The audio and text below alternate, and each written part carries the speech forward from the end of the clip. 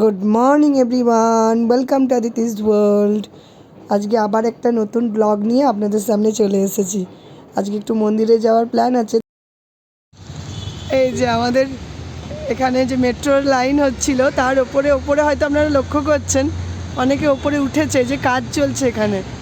আর এই যে এদিকে স্টেশন তৈরি হয়ে গেছে।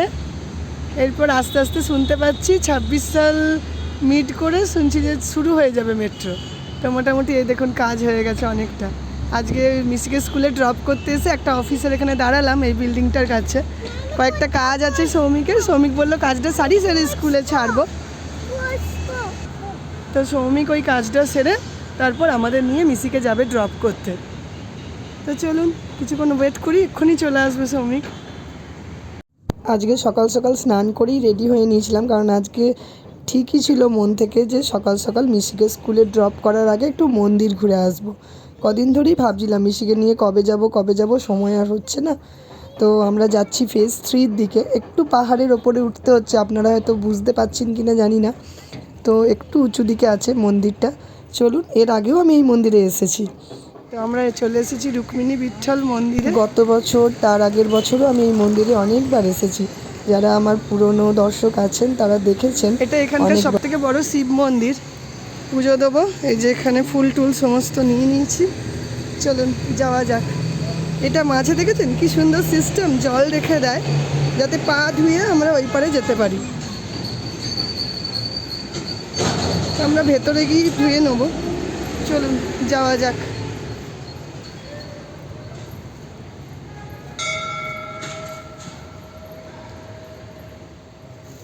চলুন পুজোটা সেরে নিয়ে।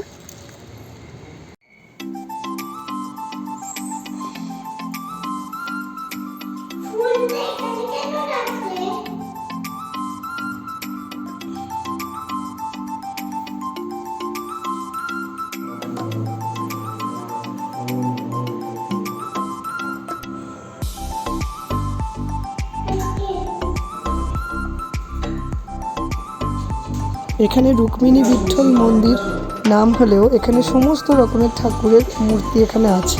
এখানে রাধাকৃষ্ণের দর্শনও পাওয়া যায়, ভগবান শিবেরও দর্শন করতে পারি, মহাদেবের।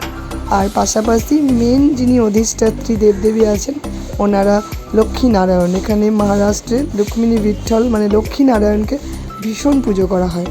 এখন আমরা শিব মন্দিরেই এসেছি, ভগবান শিবের পুজো করে নিই, মহাদেবের। তারপর আস্তে আস্তে আমরা মেন মন্দিরে যাব। সঙ্গে থাকুন, দেখতে থাকুন, আশা করি ভালো লাগবে।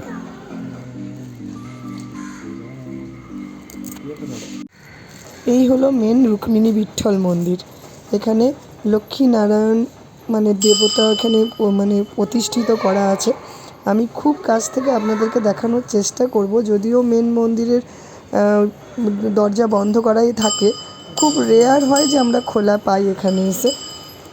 তো আপনাদেরকে কাছ থেকে দেখানোর চেষ্টা করছি। চলুন, এবার আমাদের পুজো করা হয়ে গেছে, আমরা মিশিকে নিয়ে স্কুলের উদ্দেশ্যে রওনা দিচ্ছি।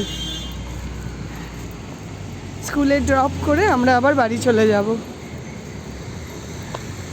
আবার ফ্রি হয়ে পরে বেলায় কথা হবে। ও বাড়ি ফিরে গেছি, ফিরতে এক জায়গায় দাঁড়ালাম, ওই আমাদের দূরের বিল্ডিং। আর এখানে মার্কেটে দাঁড়িয়েছি যে এই ড্রাই ক্লিনারটাতে দিলাম একটা লন্ড্রিতে, তো ব্ল্যাঙ্কেট কাচতে দিয়ে এলাম, কারণ ওটা এতটাই সাইজে বড় যে আমার বাড়ির 7 কেজি ওয়াশিং মেশিনেও ধরছে না। আর এখানের কাজটা মিটিয়ে এবার তাড়াতাড়ি বাড়ি চলে যাব, কারণ বেলা প্রায় 1টা বেজে গেছে। তো আজকের মতন ব্লগটা আমি এখানেই এন্ড করছি। আপনারা সবাই ভালো থাকুন, সুস্থ থাকুন। আবার একটা নতুন ব্লগ নিয়ে আপনাদের সামনে হাজির হব। আজকের মতন বাই।